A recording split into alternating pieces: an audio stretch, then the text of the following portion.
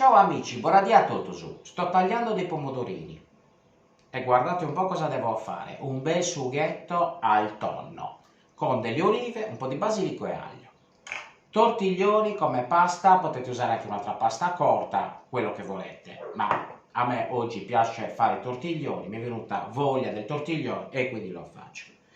Tonno, io qua sto usando un tonno di quello fatto in casa da me a tranci, però potete usare anche un tonno d'alta qualità, di quello sicuramente d'eccezione che potete trovare in commercio, sicuramente la ricetta viene ottima.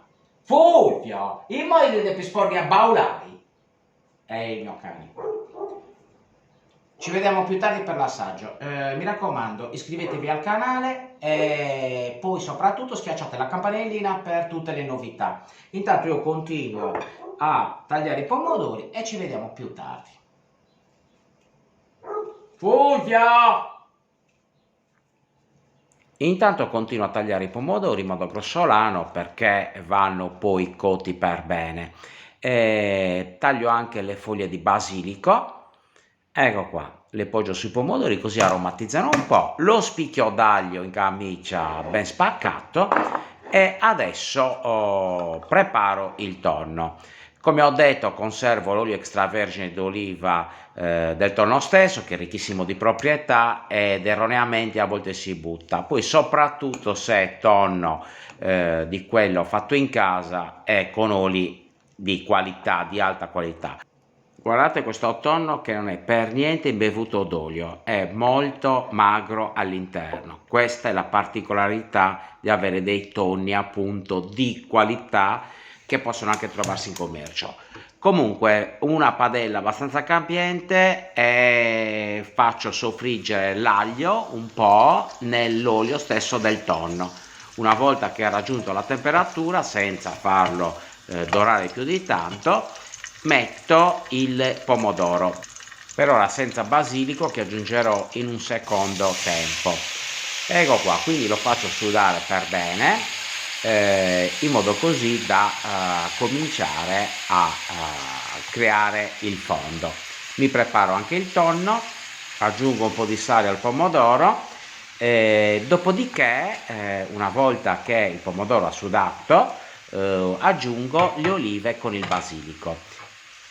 Ecco qua, così il basilico aromatizza per bene e veramente rende profumato tutto il sugo.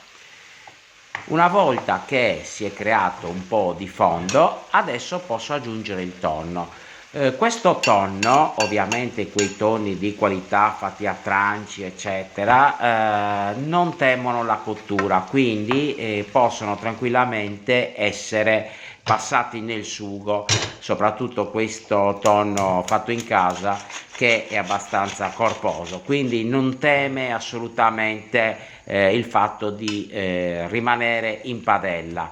Adesso con uno schiaccia patate, schiaccia pomodoro, non faccio altro che crearmi un po' di cremina. Levo l'aglio, ma non tutto, solamente uno spicchietto, il resto lo lascio perché anche quello continua ad aromatizzare.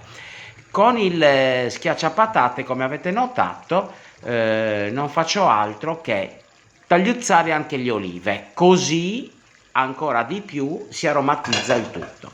Adesso l'acqua bolle, posso buttare i miei tortiglioni e li porto a mezza cottura e poi finirò come sempre la cottura in padella in questo sugo, aiutandomi con un mestolo anche di acqua di cottura della pasta stessa, in modo così che si crei anche un po' di densità con gli amidi che continuano ad uscire.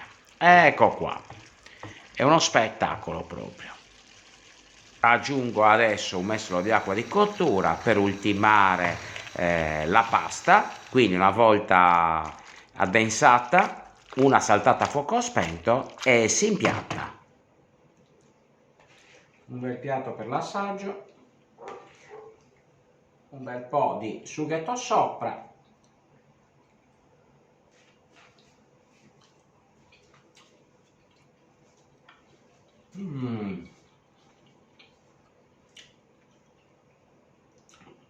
La paura, stravanara. tonno, aglio, basilico, pomodoro. E cosa vi devo dire? Buon appetito! Fatemi sapere nei commenti cosa ne pensate quando fate la ricetta. Ciao, alla prossima!